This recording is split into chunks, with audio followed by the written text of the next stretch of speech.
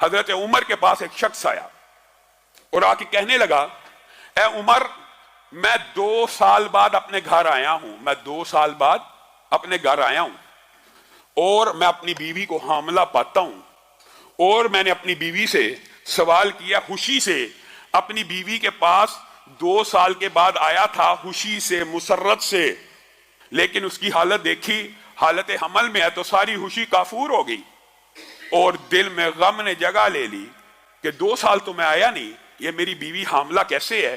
جب میں نے عمر اس سے استفسار کیا تو وہ کہنے لگی، اللہ کی قسم، میرے پیٹ میں جو حمل ہے تو ہی اس کا باپ ہے۔ اب مجھے بتلائیے، 2 سال تو میں نے اس کو چھوا نہیں، ٹچ نہیں کیا، 2 سال بعد میں سفر سے آیا ہوں، وہ حاملہ ہے اور اس بچے کی نسبت بھی میری طرف کرتی ہے، اب میں کیا کروں؟ یہ صحیح اثر کے ساتھ، صحیح سندوں کے ساتھ جو حدیث یا اثار موجود ہوتے ہیں، منکرین حدیث ان کا بھی انکار کر دیتے ہیں، اور اللہ کی حکمت بھی اتنی عظیم ہے اس باب کے اندر کہ جس حدیث کا، جس اثر کا انکار کیا جاتا ہے اس سے ملتی جلتی آیت اللہ نے قرآن پاک میں نازل کی ہوتی ہے۔ جیسے آدم کی عمر کے حوالے سے منکرین حدیث نے انکار کر دیا، 1000 برس عمر کیسے ہو سکتی ہے؟ تو قرآن پاک میں اللہ نے نوح کی عمر 950 برس بیان کر دی وغیرہ۔ یعنی جس حدیث کا انکار ہوتا ہے اس سے ملتی جلتی آیت بھی، اس سے ملتا جلتا واقعہ بھی قرآن پاک میں موجود ہوتا ہے۔ اب حضرت عمر نے مشورہ کیا اور ارادہ کیا اس عورت کو رجم کرنے کا، اور حکم دیا اس عورت کو رجم کر دیا جائے۔ کون حکم دے رہا؟ خلیفۃ المسلمین۔ کون حکم دے رہا؟ امیر المومنین۔ کون حکم دے رہا؟ حضرت عمر، جن کے علم و فضل کے دنیا کے سارے امتی قائل ہیں۔ پاس ہی معاذ ابن جبل بیٹھے ہیں، کہا عمر میں آپ کے فیصلے کو چیلنج کرتا ہوں، میں آپ کا فیصلہ نہیں مانتا، آپ اپنی اصلاح کریں۔ کون کہہ رہا ہے؟ ایک رتبے میں، مقام میں کم درجے کا صحابی اعلیٰ درجے کے صحابی کو ٹوک رہا ہے۔ وجہ کیا؟ وجہ اس کے بعد دلیل ہے، یہ نہیں ہے کہ میں تیرے سے بڑا عالم ہوں، سب کو پتا عمر بڑے عالم ہیں۔ جس طرح عثمان قرآن کے قاری تھے لیکن حضرت علی نے آ کے ٹوک دیا، اسی طرح یہاں پہ معاذ ابن جبل حضرت عمر کو ٹوک رہے ہیں۔ لیس لک علی ما فی بطنہا، لیس لک، اے عمر، لیس لک، آپ کے لیے نہیں ہے، علی ما فی بطنہا سبیل، آپ اس عورت کو رجم میں سزا دینا چاہتے ہیں، ٹھیک ہے، یہ ملزمہ ہے، یہ ملزمہ ہے، مجرمہ ہے آپ کی نظر میں، آپ اس کو سزا دیں تو دیں، اس کو کس جرم کی پاداش میں آپ سنسار کر رہے ہیں؟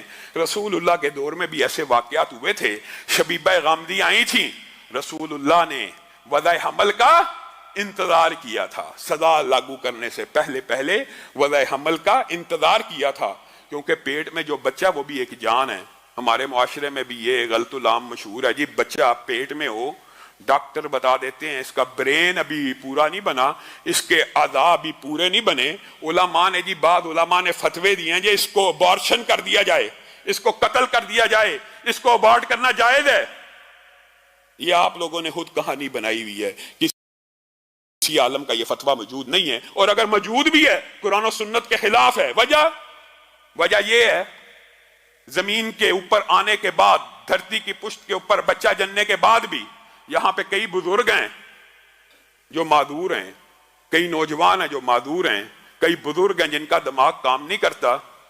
کیا کسی عالم دین نے یہ فتویٰ دیا جو بیمار ہے اس کو قتل کر دو؟